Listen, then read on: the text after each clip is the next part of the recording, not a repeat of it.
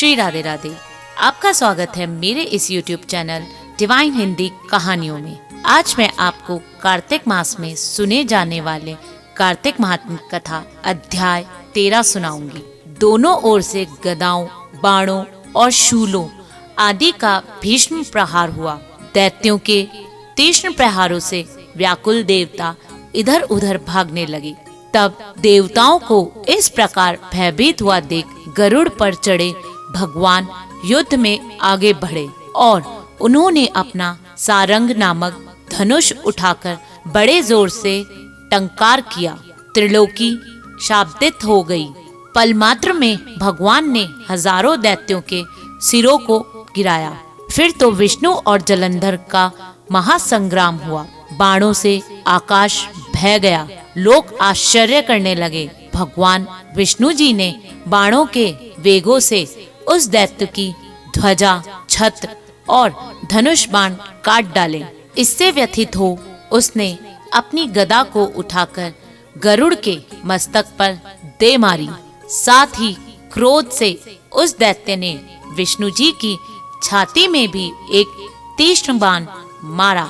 इसके उत्तर में विष्णु जी ने उनकी गदा काट दी और अपने सारंग धनुष पर बाण चढ़ाकर उनको बींधना आरंभ कर दिया।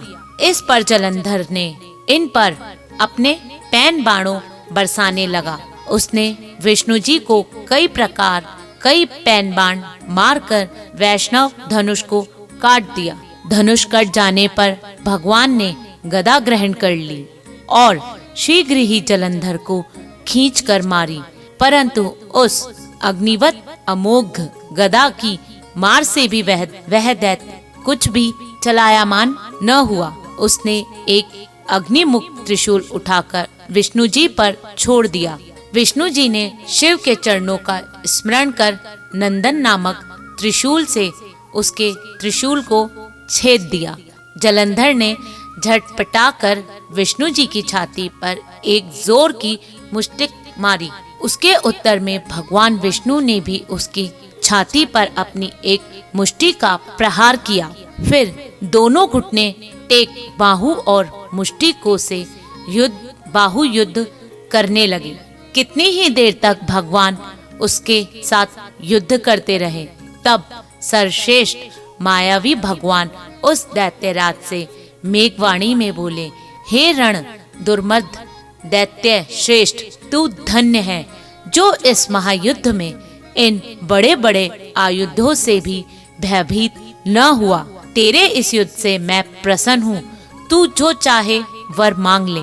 मायावी विष्णु की ऐसी वाणी सुनकर जलंधर ने कहा, हे भावुक, यदि आप मुझ पर प्रसन्न है तो यह वर दीजिए कि आप मेरी बहन तथा अपने सारे कुटुंबियों सहित मेरे घर पर निवास करें। नारद जी बोले। उसके ऐसे वचन सुनकर विष्णु जी को खेद तो हुआ, किंतु उसी क्षण देवेश ने तथास्तु कह दिया।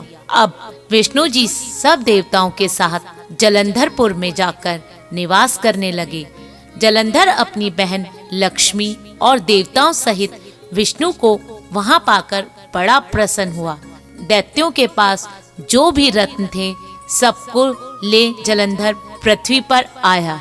निशुल्क को पाताल में स्थापित कर दिया और देव, दानव, यक्ष, गंधर्व, सिंधु, सर्प, राक्षस, मनुष्य आदि सबको अपना वंशवर्ती बना त्रिभुवन पर शासन करने लगा। उसने धर्मानुसार सुपुत्रों के समान प्रजा का पालन किया। उसके धर्मराज्य से सभी सुखी थे। कार्तिक महात्म्य अध्याय 13 समाप्त। अगर आपको मेरा ये महात्म्य पसंद आए तो कमेंट बॉक्स में कमेंट जरूर लिखें तथा मेरे इस चैनल को लाइक एंड सब्सक्राइब करना न भूलें। धन्यवाद।